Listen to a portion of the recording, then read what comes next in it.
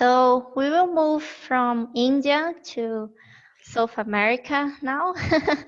And I will start with Brazil. Then we will have some speakers from other countries like Peru and Uruguay. So I will speak a little bit about environmental policies in private lands in Brazil. So first, I will give you a big picture about forest conservation in private lands. I will speak about our policy here, the Brazilian Forest Act or Brazilian Forest Code, and some conflicts and solutions and current challenges that we are facing right now.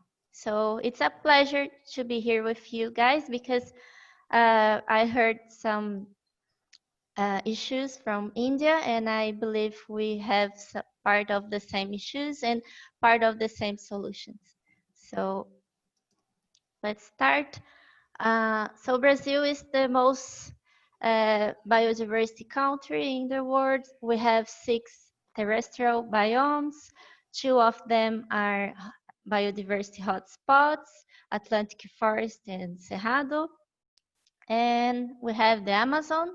So Amazon has half of the world's rainforests and a quarter of the planet's biodiversity.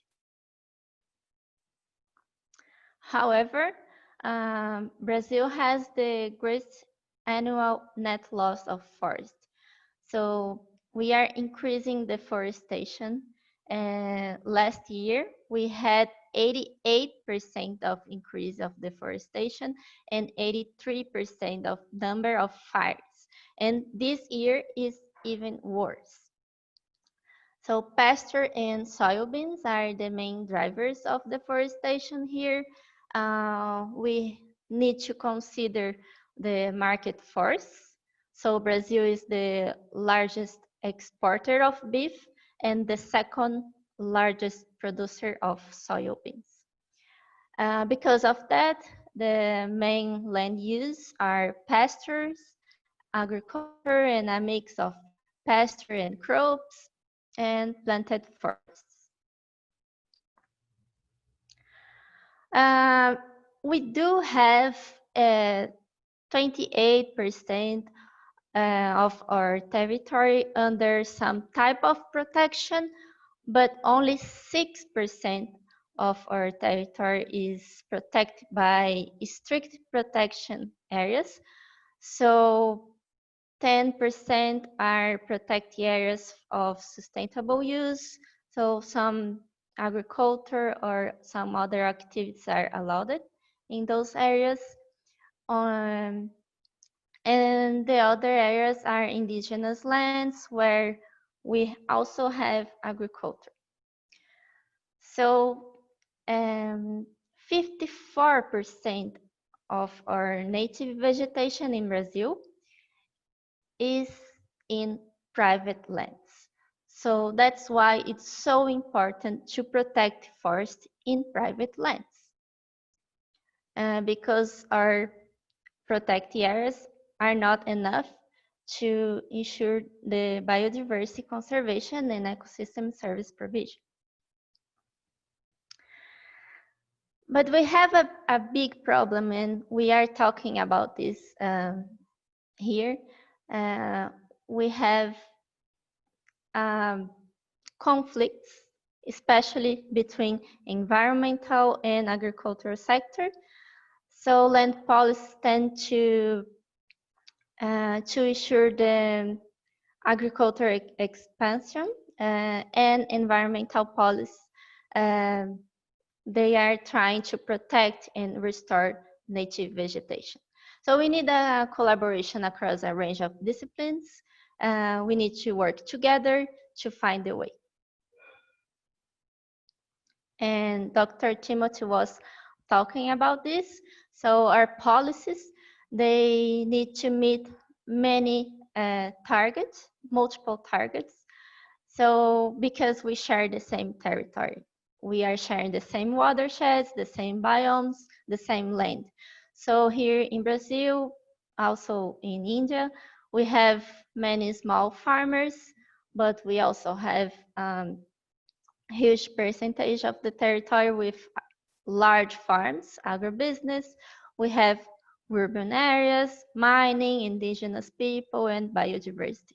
So we need to meet many objectives. But efforts to meet these multiple outcomes, they are often poorly coordinated. So I will speak about the Brazilian Forest Act, which is the law here in Brazil, one of the main environmental laws here in Brazil. And it's responsible to protect forest in private lands. So this law was created in 1934, and it's one of the only laws in the world that sets a fixed amount of forest protection in private lands.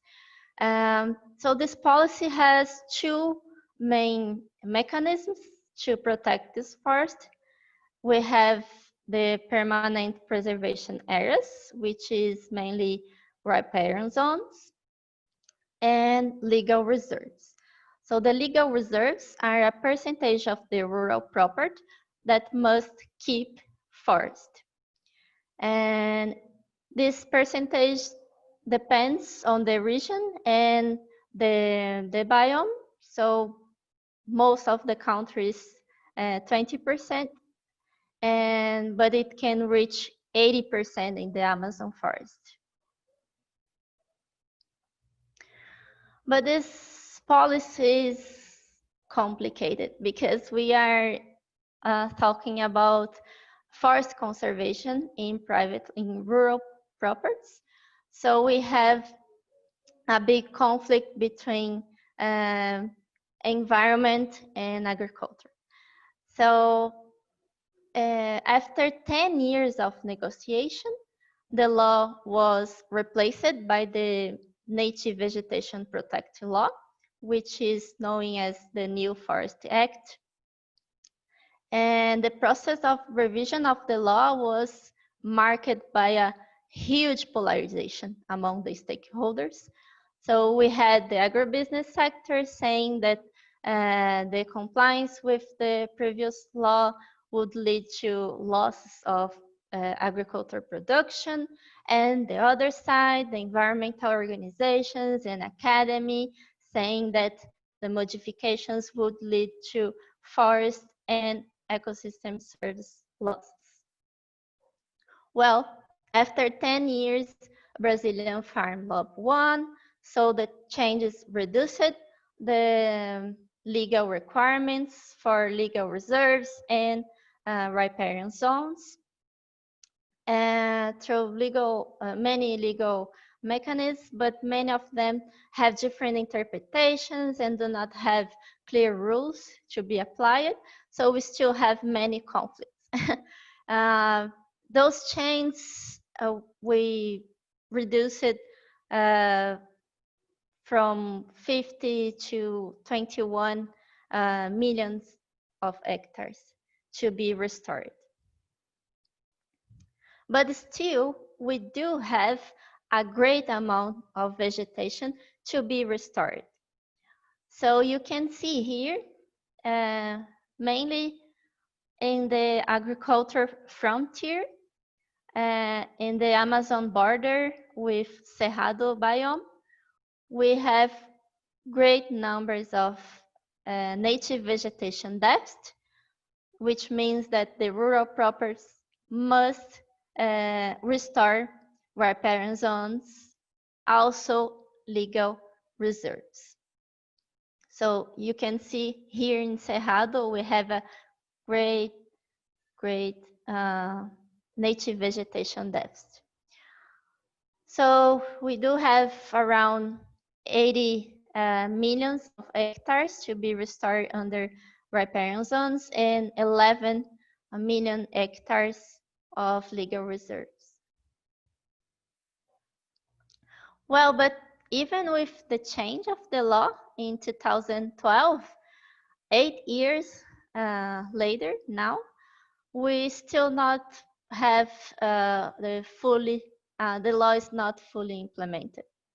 So we still have disputes about some of the mechanisms in the law, and now in the states, because the states, they are responsible to set the rules to implement the law, and now the states are creating the environmental regularization program. So they must set the rules. So now we have conflicts in the states about the creation of these programs. Okay, but we know that we have conflicts, we still have conflicts, and we need solutions. So we have some solutions here. Basically, we need to work together, as I said, as we know here. So we need balanced solutions between environment and agriculture. Otherwise, we will not have success. If we have solutions that don't concern about agriculture production, the agriculture sector will not listen us. So we need to promote some good solution for both sides. So we are trying to implement what we call a green agenda for agriculture. So one of the main mechanisms is rural credit, as some of the speakers said before. So rural funds for farms, and it's very important. So here in Brazil, we have some rural credits that the farmers need to comply with some environmental rules, otherwise they cannot get the credit, which is good. So they must to keep the riparian zones and everything. And we are also trying to implement environmental assets market for those farmers who have native vegetation surplus in their properties, so they can have some economical return with this forest. But one of the main thing here that some speakers are also saying, we need to work with livestock. So here in Brazil, the main livestock is cattle. So we need to work with cattle ranching intensification, because our production is very low compared to other countries like US. So we have, in average, 1 cow per hectare, and it's very, very low. So we need to better manage the pasture lands, and also to convert degraded pasture to crops or to forest restoration. So our main proposal here is to work with these degraded pastures, because it represents around 50% of the pasture lands in Brazil. Our production is about 33% of its potential. So it's very low. We need to increase this production to avoid new deforestation. If we work with those pastures, we can increase by 32 million hectares of our crops, and we can possibly meet the forest restoration target for all the country. So this is a very important solution in Brazil to work with this pasture. You can see here in the map. So you can see the Cerrado has a great amount of pasture lands. So we need to work with this. And you can see in the frontier with the Amazon forest, pasture lands are increasing over the forest. Yeah, we have some solutions, but we do have many challenges. Well, everybody knows that we are facing a complicated moment in all around the world, but especially in Brazil, we have environmental dismantlement. So it's the most disastrous period of the history in the Brazilian environmental policy. Our Minister of Environment, he is a lawyer, and he was condemned in the state of São Paulo for changing protected areas maps in favor of mining companies. He transferred the forest management from the Ministry of Environment to the Ministry of Agriculture. There was reduction of the National Environmental Council, a bill to extinct the legal reserves, almost no environmental fiscalization, fines are too low, militaries instead of experts occupying the chairs, revision of all protected areas and indigenous lands, well, cuts in funds for forest fire control and climate change because they don't believe in climate change. And also cuts for the Ministry of Education. So cuts of many scholarships for masters and PhD students. They are responsible for research here in Brazil, and we had a great cut. And last year, the director of the National Institute for Space Research, he was fired after showing the numbers of deforestation. And our president says it's not true. He is still saying that there is a disinformation campaign in Brazil. The numbers are not correct. So, but the numbers are here. So last year we had a great increase in deforestation and fires, and this year is even worse. So in this year, we had an increase of 200% in forest fires in Pantanal. Around 23% of its area is burned now, and 6% of increase in Amazon fires this year compared to last year. And last year was bad. So it's a terrible situation for our biomes here.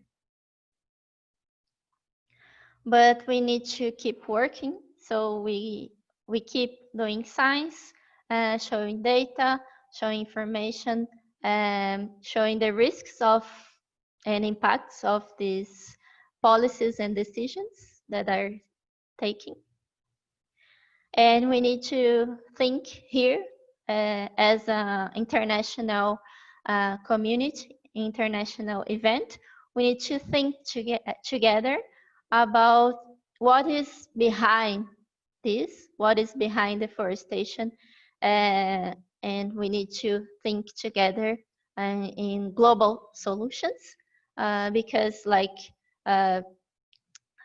beef production in Brazil goes especially to China and Europe.